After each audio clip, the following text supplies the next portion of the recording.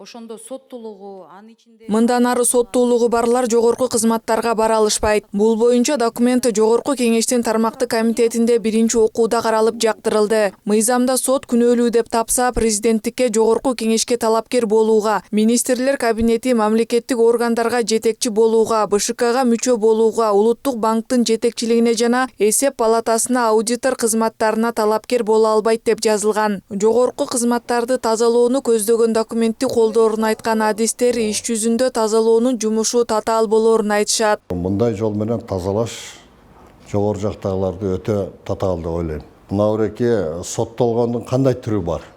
Адам өлтүргөнбү, же бир коррупция, взятка мененби, же дагы башка бир нерселер мененби? Мунун классификациялык белгилеринин баарын тең, принциптердин баарын тең жакшылап карап чыгыш керек да.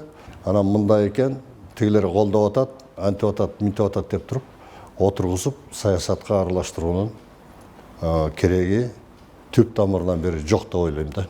Соттуулугу барлардын жогорку кызматтарга баруусун чектеген документти УКМК мамлекеттик органдардагы коррупцияга каршы күрөштүн экинчи баскычында иштеп чыккан. Союз учурунда дал ушундай ыкма колдонулганын айткан юрист Акунбай Кошоев, соттуулугу барлардын кызматка дайындалуу мүмкүнчүлүгү болгон эмес дейт. Ар бир иштин кылмыштуулугу бар экени акыйкат далилденсе, анын соттуулугу эч качан жокко чыгарылбасын. Бул коомдун кылмышка баруусунда бөгөттөөгө өбөлгө болоорун айтат. Союз учурунда бир жолу соттолгон адам, ал соттолгон, далилденген, реабилитация болгон эмес, ал бара албайт. Белгилүү чарада кылган иштери бул жоюлбайт. Ушундай болуш керек. Ошондо коом таза болот, ошого эл көнөт дагы кийин кылмыш кылбайт. Ал эгерде кылмыш кылып тургандан кийин дагы 5 жылдан кийин мына бир уурдап коюп, анан 5 жылдан кийин уурлугум бүттү, эми барам. Адам деген бир адамды, ал баары кылмыш кылдыбы, кылат. Мыйзам кынтыксыз акыйкат аткарылыш үчүн сотторду да карап чыгуу маселеси бар экенин кошумчалады. Анткени алдыдагы шайлоолордо бул мыйзам саясий заказдардын курмандыгы болуп калбайбы деген кооптонуу жаратат. Жогорку Кеңештин 4-чү чакырылышынын депутаты Турдукан Жумабекова мындай чечимге элдин аткаруу сот бийлигине болгон ишеними төмөндөп кеткени жеткирди деген оюн билдирет. Ушул жүргүзүп жаткан саясатка ишенбөөчүлүк жаралып калды.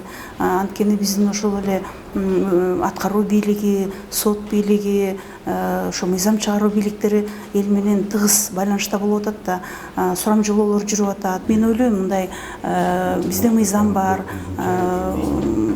мыйзамдын чегинде биздин да ошол күч органдарындагы адамдар дагы өзүнүн жоопкерчилигин бүгүн мурда бир 50% сезсе, бүгүн 100% сезип, эл үчүн иштеп берүүгө жана дыккат мыйзамдын чегинде иш алып барууга. Ошол эле учурда каралып жаткан документ баш мыйзамга карама каршы келбейби деген пикирлер да бар. Буга чейин эле УКМК, прокуратура, сот, укук коргоо органдарына соттуулугу бар болуп же толук акталганына карабай кызматка баруусуна мыйзам тыюу салса, элдин тандоосу менен шайланып келгендерди бийликке келүү укугу Конституцияда белгиленген дейт саясаттануучу Бактыбек Жумагулов. Эл тандалган шайлоо менен келген бийлик органдарына бул нормалар иштелчү эмес. Эгер соттолгондугу мындай алынып погашенный болуп калса, анда анын укугу бар болчу да. И көп мамлекеттерде мындай норма бар. Ошо мындай избираемый должностторго ушундай нормалар.